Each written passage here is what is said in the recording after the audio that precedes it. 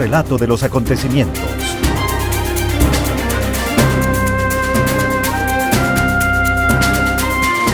Lo profundizamos en una entrevista en vivo. Y a esta hora nos acompaña la licenciada Carolina Jaramillo. Ella es comunicadora organizacional, relacionadora pública, es investigadora social, tiene un máster en ciencias sociales, otro en comunicación y marketing político. Licenciada Jaramillo, muy buenos días, gracias por acompañarnos, pues deseándole que tenga un gran año y que ojalá sea un gran año para todos, un mejor 2025. Bienvenida. Hola, buenos días y muchas gracias por la invitación.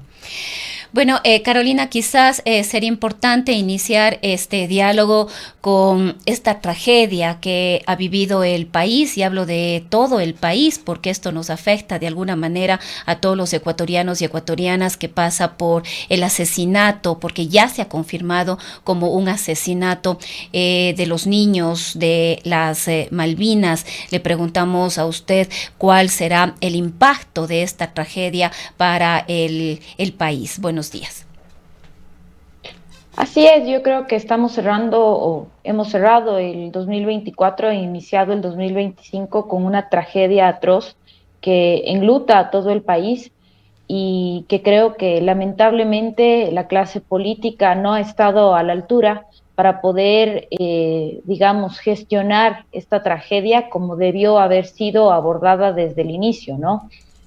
Tal cual lo es, una tragedia lamentable, una tragedia que refleja lo que estamos viviendo como país, no solo en términos de inseguridad, sino también en términos humanos. Desde el inicio, desde que esto se Y conoció, quizás, digamos, en la Carolina, opinión pública. Carolina, perdón la interrupción, y quizás en términos democráticos también. Sí, sí, completamente. Yo creo que este tema no ha sido abordado desde el Estado, desde el gobierno, como debió haber sido abordado. Yo creo que sobre este tema los expertos se han pronunciado vastamente. Yo no puedo añadir nada más porque quienes manejan crisis, que también lo hago yo, han dicho todo, ¿no? Desde lo comunicacional y desde lo político, no hay nada que no se haya dicho. Yo más bien quisiera referirme a lo que está faltando decir. Lamentablemente tenemos una sociedad que no logra ser empática, ni con las familias, ni con quienes hacemos todos los días opinión pública, porque me temo que probablemente la próxima semana tengamos otra tragedia que lamentar y los 4 nombres de estos chicos queden en el olvido, porque ahora mismo hay varias personas que están diciendo que hay más personas desaparecidas, que hay más desapariciones forzosas de las que no se están hablando. Y es lamentable decir que cuando esto sale a la luz, otras víctimas también aprovechan la coyuntura para decir que esto también pasó en sus familias y una noticia termina de alguna forma tapando otra tragedia. Entonces, yo creo que es un buen momento para que el Ecuador ponga, digamos, sobre la mesa una discusión tan delicada que precisamente es la extralimitación de las fuerzas públicas en el ejercicio de sus funciones. A propósito de esta entrevista, me puse a escuchar varios expertos que precisamente hablaban del tema, ¿no? Y decían cómo lamentablemente hoy parte del discurso de las fuerzas públicas es decir que ellos no están lo suficientemente capacitados precisamente para ejercer las funciones que hoy se le han otorgado a las Fuerzas Armadas, que es de alguna forma colaborar en la seguridad ciudadana en las calles. Digamos, me parece un argumento muy pueril, muy pobre, porque lamentablemente esto es fácilmente rebatible. No se puede decir, no se puede argumentar que esto ha sucedido por una falta de formación. A mí me parece que hay cosas que son rebatibles desde el sentido común. ¿Cómo se puede decir que al retener a 4 menores de edad no se puso sobre, digamos, no se confrontó esta situación con sentido común? A unas criaturas no se las puede torturar, no se las puede asesinar, no se las puede incinerar. Muchas veces queremos de alguna forma complicar el debate, de alguna forma complejizar las discusiones para tratar de justificar lo injustificable.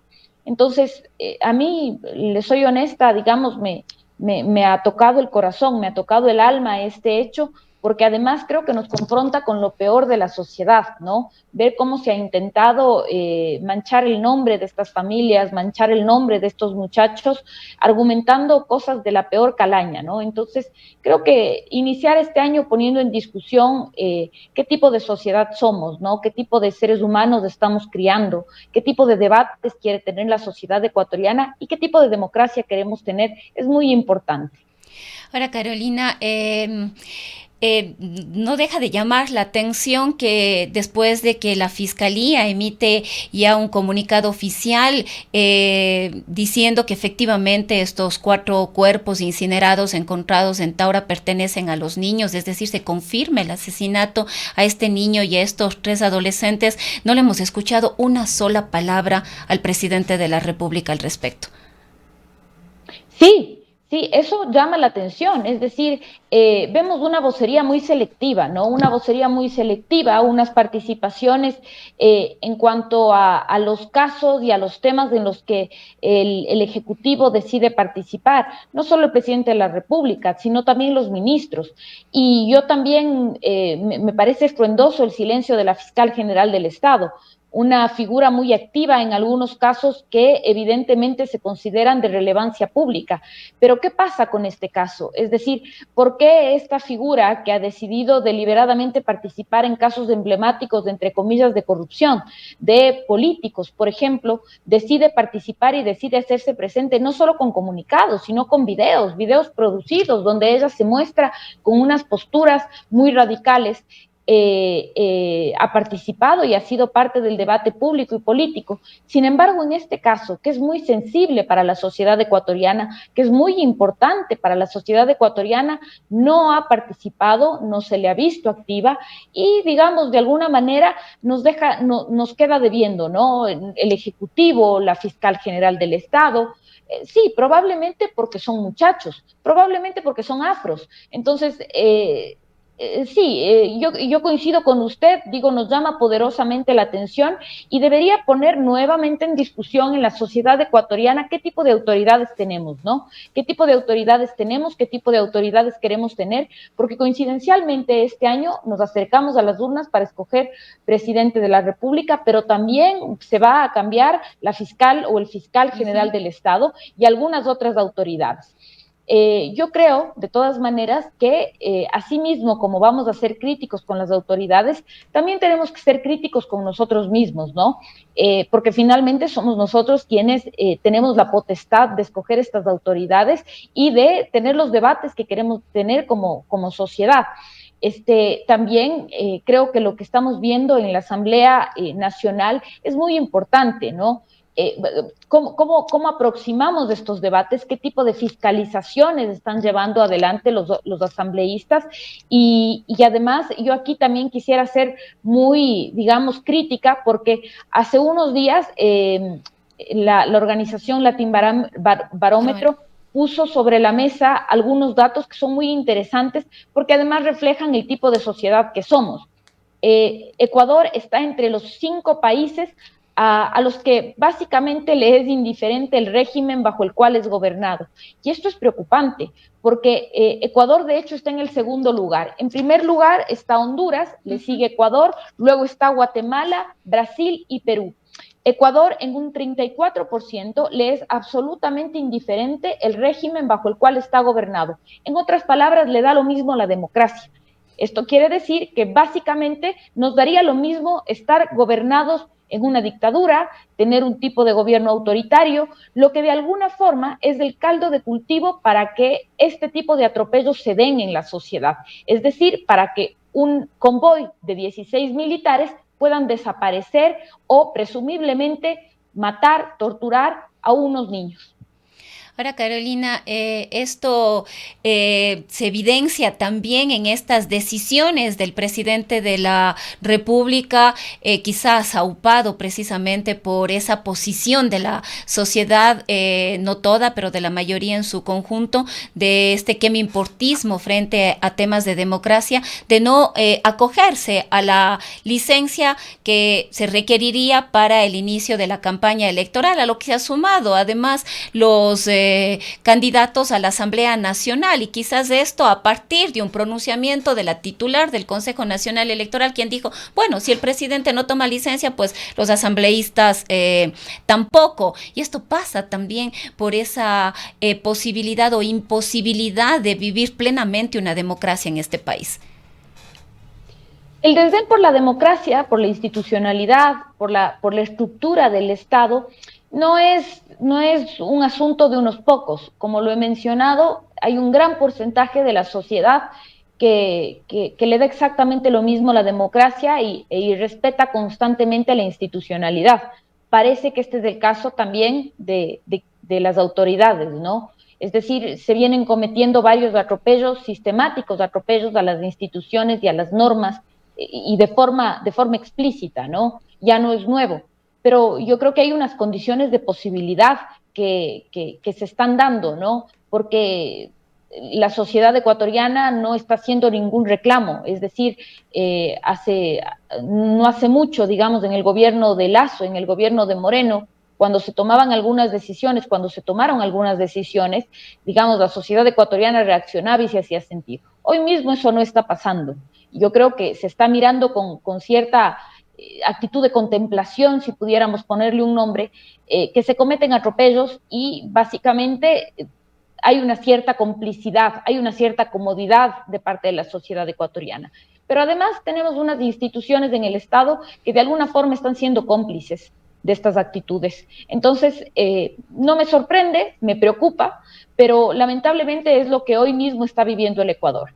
Entonces, varios expertos se han pronunciado, yo no soy experta, no soy abogada, pero varios expertos ya lo han dicho, en teoría las autoridades deben tomar una licencia para poder hacer campaña en caso de la reelección. Esto no es el caso de lo que ha dicho el presidente y los asambleístas del oficialismo que van a hacer campaña o que deberían hacer campaña si la decisión es reelegirse.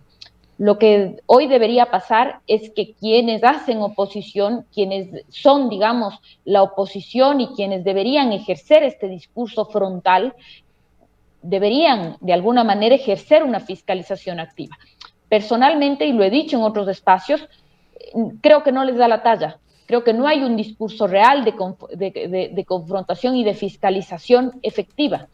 Y yo lo digo en varios espacios, he sido crítica y lamentablemente en el ejercicio democrático debe haber un contrapeso capaz de frenar, capaz de fiscalizar, pero creo que no está sucediendo activamente esto en el Ecuador.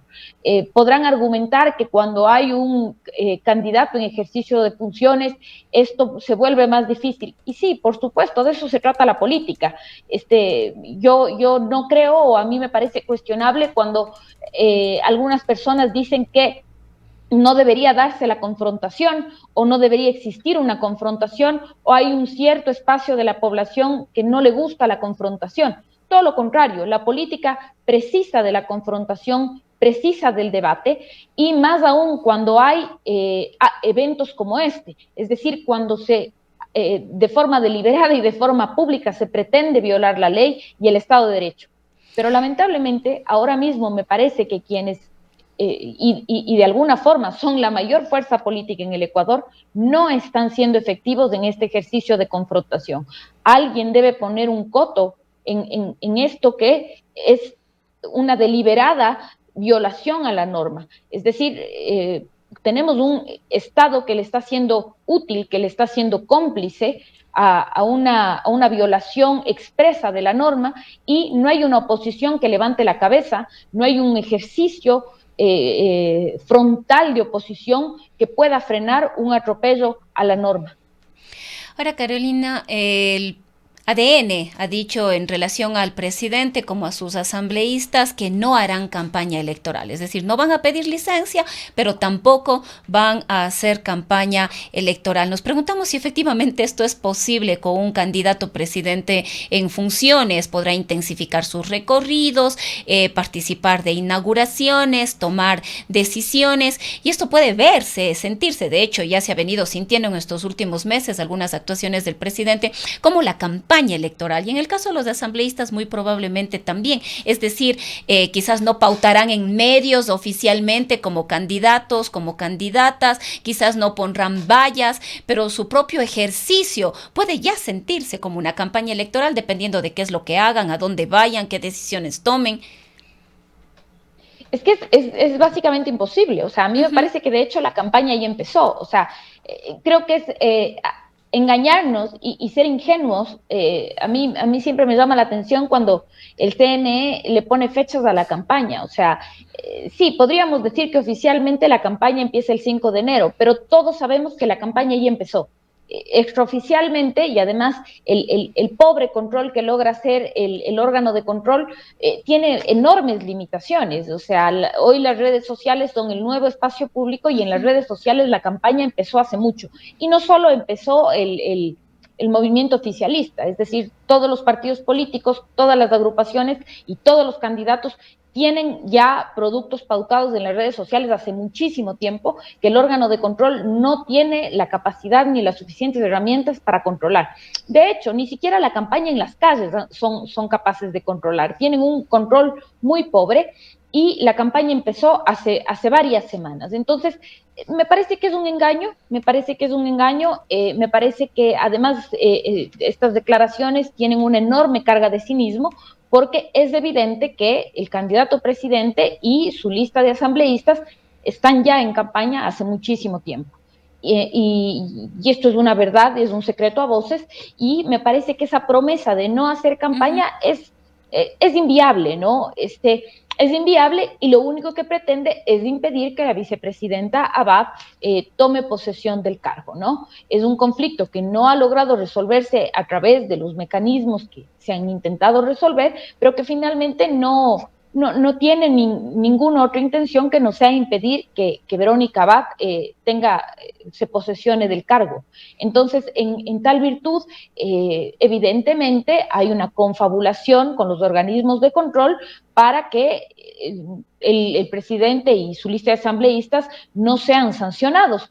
Habrá que ver qué sucede más adelante, habrá que ver, insisto, una vez más, si las otras fuerzas políticas son capaces de llevar adelante algún ejercicio de fiscalización que personalmente me parece que no lo son, ¿no? No son capaces de hacer una oposición que esté a la altura, porque lamentablemente me parece que han perdido la oportunidad o perdieron la oportunidad de hacer un ejercicio de oposición, digamos, medianamente decente, precisamente porque al inicio del gobierno de Daniel Noboa fueron o tuvieron un pacto que evidentemente hoy no les permite, digamos, de alguna forma, ser una oposición que esté a la altura de las circunstancias. Ahora, Carolina, yendo ya a los números, a las cifras que han empezado ya a circular, podemos creer que hasta el día de las elecciones va a mantenerse esta polarización entre Daniel Noboa y Luisa González. Al parecer no hay un tercero, al menos desde la salida de la contienda de Jan Topic, un tercero que pueda en su momento poder lograr los votos necesarios para romper esta polarización. Eso, algunas encuestadoras nos dan números en los que están muy cercanos Noboa y González, pero por ahí sale ese dato, es decir, que Noboa podría ganar en una sola vuelta. Y aquí nos preguntamos respecto de la votación del presidente Noboa, si todo esto que ha ocurrido en estos últimos días, la crisis energética que nos ha afectado profundamente a todo el país, la crisis de desempleo y, por supuesto, la crisis de inseguridad con casos realmente dramáticos como el que acabamos de vivir, que creo que nos ha dolido a todo el país, la desaparición primero y luego la confirmación del asesinato de estos niños. Nos preguntamos si no tiene un impacto en la votación. Bueno, sí, de acuerdo a los últimos datos que hizo pública la firma Comunicaliza, en realidad no ha variado mucho. Hay una constancia, digamos, en lo que está midiendo en cuanto a intención de voto, tanto el presidente Noboa cuanto la candidata Luisa González. Me parece que Daniel Noboa está en 32.9% y Luisa González en 29.3%. Eso quiere decir que se mantienen en primero y segundo lugar, y la diferencia entre el gran pelotón de candidatos que le sigue no permite avisorar de momento una tercera opción que pudiera disputarse con cualquiera de los dos, entrar a una segunda vuelta, ¿no? Para Carolina, quizás Ellos, aquí vale la pena también indicar que el porcentaje de indecisos a este momento también es muy alto. El mismo Sedato, si no sí, me equivoco, da alrededor de un 60%. Este 60% de indecisos, vemos que nadie ha logrado capitalizar todavía esos votos. ¿Podría irse a un tercero? me parece que no, personalmente creo que no, porque entre nulos y blancos, al menos Comunicaliza nos dice que hay un 17,8%, e históricamente, y mi experiencia me dice que estos nulos y blancos, digamos, estamos por iniciar la campaña en unos días, me parece que generalmente esta cantidad de votos suelen concentrarse, digamos, en el top of mind, en los candidatos que tienen mayores opciones. Generalmente este voto no se disuelve entre los que tienen menos opciones en una votación generalmente tan atomizada como la que tenemos ahora, ¿no? En una papeleta tan amplia como la que tenemos ahora. Entonces, mirando ahora las opciones que tenemos están concentradas de momento en estos dos candidatos, Noboa y González. Los ecuatorianos no decidimos generalmente por quién votar con mucha Uh anticipación, -huh. lo hacemos, si no es el mismo día de las votaciones, apenas unos pocos días antes de acercarnos a las urnas. Y obviamente por la normativa que rige en el Ecuador, las encuestadoras no pueden hacer públicos sus estudios los últimos días, ¿no? Me parece que una semana antes de las votaciones, las encuestadoras, hay un impedimento legal que impide que se hagan públicos los estudios. Entonces, en ese sentido, me parece difícil, digamos, que cualquiera de las opciones que no sean Noboa y González puedan, digamos, rescatar de estos nulos y blancos al menos 20 puntos, que es lo que les estaría haciendo falta para potencialmente estar en una segunda vuelta con cualquiera de las dos opciones que ahora mismo tienen más de 25 puntos, que es lo que se necesitaría. No nos olvidemos además que en las últimas elecciones, históricamente, para llegar a segunda vuelta se ha necesitado precisamente esto, ¿no? Con papeletas tan atomizadas, ninguna opción ha logrado entrar a segunda vuelta con votaciones importantísimas, precisamente por la atomización de los votos, ¿no?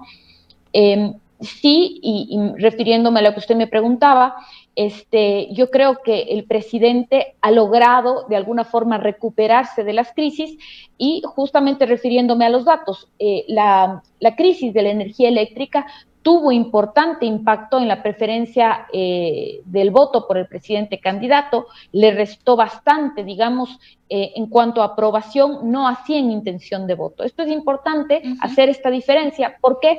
Porque precisamente refiriéndome a los datos de Comunicaliza, en su momento la crisis energética le hizo bajar a más o menos entre 9 y 10 puntos en aprobación, no así en intención de voto, no son mediciones iguales.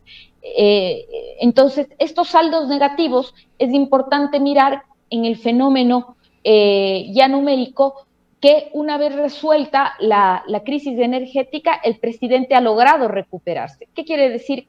¿Qué quiero decir con esto? Que una vez que se resuelve el problema, los ecuatorianos de alguna forma le perdonamos, le absolvemos al presidente y decimos, bueno, me ha resuelto el problema, entonces de alguna forma yo te disculpo, ¿no? Entonces, la aprobación del presidente, si bien no se ha recuperado del todo, la aprobación del presidente está en 53,7%, es decir, se ha recuperado y asimismo la intención de voto también. Entonces, digamos, y yo lo dije en otras entrevistas, que básicamente esta era una sospecha, es una hipótesis que yo planteaba en su momento. Si él logra resolver la crisis energética, es decir, si los cortes de energía se resuelven, era muy probable que los ecuatorianos, digamos, pasemos la hoja, es Uh -huh. decir, me has resuelto el problema, entonces yo puedo de alguna forma volver, digamos, a empatizar contigo y sobre todo me parece interesante de alguna forma entender que hay gente que no está dispuesta a votarle al correísmo, entonces prefiero quedarme con Noboa y no votar por el correísmo. Y esto de alguna manera podría explicar por qué los números han vuelto digamos, al panorama anterior, volver a votar por Noboa con tal de no votar por la opción del correísmo. Entonces, esto ha vuelto el panorama a tal y cual estaban antes, es decir, siendo las dos opciones Noboa y González. Me parece que la afectación de la crisis energética le ha devuelto algo de aprobación al presidente y ha sucedido exactamente lo mismo en la intención de voto. Y me parece que ahora, a pocos días de que empiece la campaña, habrá que ver qué nuevos golpes de impacto trae la campaña de Noboa y asimismo qué cosas interesantes podría traer la campaña de Luisa González que pueda disputar, digamos, la intención de voto de aquí hasta el día de las elecciones. Bueno, Carolina, en honor al tiempo, quizás ya para ir cerrando este diálogo, sin necesidad de tener una bolita de cristal en este país, siempre decimos todo es posible, pero sería importante tener algunas proyecciones de qué nos espera este 2025. Bueno, yo creo que es determinante el proceso electoral para saber exactamente cuál va a ser el futuro de los ecuatorianos. Hoy mismo, como está planteada la papeleta, creo que estamos enfrentando dos modelos absolutamente distintos de un potencial gobierno. Por un lado, lo que estamos viviendo ahora mismo, un gobierno que tiene, digamos, una forma de gestionar el Ecuador con una mirada, digamos, de un corte más neoliberal, con decisiones que nos han enfrentado, digamos, a un estilo de gobierno que tiene una, digamos, que tiene una forma de decidir un poco más, yo diría, de corte autoritario y que estas son las consecuencias que estamos viviendo, ¿no? Yo he hecho algunas evaluaciones de este tema en otros espacios, que tiene, digamos, cosas que podrían destacarse como positivas en la parte económica, pero que a mí me quedan debiendo, al menos en la parte de seguridad, y eso es en términos generales. Y respecto de la candidata González, si ese fuera el destino del Ecuador, creo que es lo que Ecuador ya conoce en términos de cuál es la mirada de la Revolución Ciudadana en términos del proyecto de país, y sería muy interesante además por primera vez que el gobierno sea gobernado por una mujer. Yo creo que es lo que le depara al Ecuador en el 2025 está absolutamente ligado a lo que decidamos en las urnas en el próximo febrero, y de haber una segunda vuelta, me parece que la segunda vuelta se daría en el mes de abril. Creo, no soy muy optimista respecto de los cortes de energía, creo que el Ecuador tiene ese pendiente aún, y creo que además la crisis de inseguridad será la tarea pendiente del próximo mandatario, y definitivamente creo que la opinión pública tiene que estar muy pendiente de lo que suceda con el trágico hecho de los 4 niños que fueron asesinados. Bien, Carolina, queremos agradecerle por habernos acompañado esta mañana. Muchísimas gracias a ustedes, un gusto. Son las 8 de la mañana con 24 minutos. Seguridad es confianza. Confianza